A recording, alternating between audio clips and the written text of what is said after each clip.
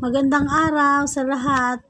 Kanina habang ako'y nagtitinda, may dumaan na naglalako ng limasag, tsaka isda. Napabili ako at sabi rin ng aking asawa ay bumili daw ako ng aming uulamin. Ang napili niya ay alimasag, kaya naisip ko kung ano kayo masarap na luto sa alimasag. Kaya naisip ko, igata ko. Haluan ko ng kalabasa. Yan. Kaya ang aming ulam ngayong pananghalian ay ginataang alimasag na may kalabasa. Yan ang aming pananghalian. Lutuin ko na. Ayan na. Akin na igigisa ang aking sibuyas at bawang. Nilagyan ko ng kaunting luya para masarap-sarap ang lasa pagka may luya. Lalo na't ganyang mga lutuin. Ayan lang ang aking kalabasa. Nagpabili lang ako ng mga 1 quart na kalabasa. Ang gata naman ay kinayod lang ng asawa ko at akin ng piniga-piga. Maraming nakakatas kapag ganoon. Ayan, pangalawang gata lang yan, pero napaka marami pang katas. Siguradong magugustuhan to ng aking mga anak. At ayan, dagdagan ko rin, may kaunti akong tanim na ampalaya. Akin na mga aking maubos ko na ang mga dahon-dahon niyan.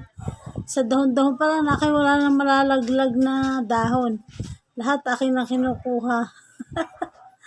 At talagang napakasarap din yan. Noong nakaraan, munggo ang aking nilagyan ng dahon-dahon. Kaya halos makalbo ko na. Napakasarap ng dahon na yan. Ayan. Ating linisan ng kaunti at para medyo malinis-linis ang dahon. Saka natin ilagay din sa ating ginataang kalabasang may alimasag. Yan ako.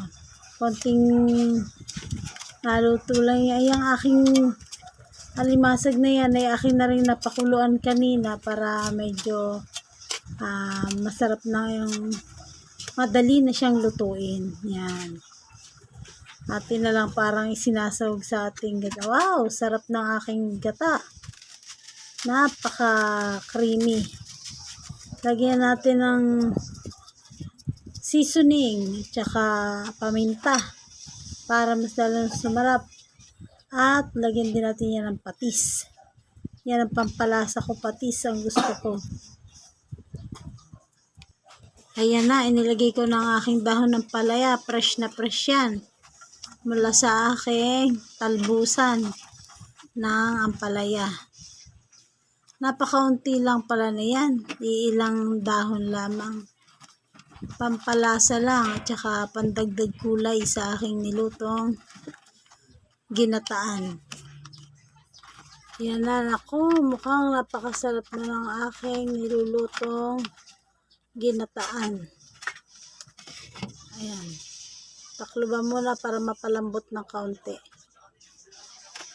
Ayan ako, naglabasa na ang gata, nag-aahunan na. Ating haluin ng haluin para magpantay-pantay ulit, hindi mamuo ang ating gata. Konting palambot pa, masarap yan talagang ang kalabasa ay labog.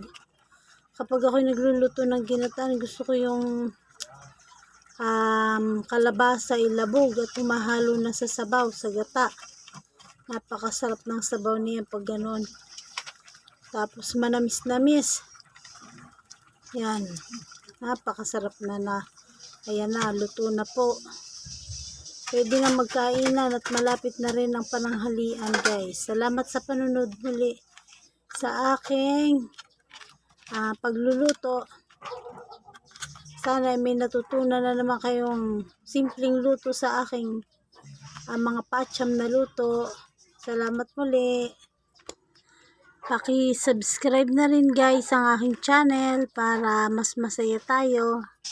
Sige, bye-bye you guys.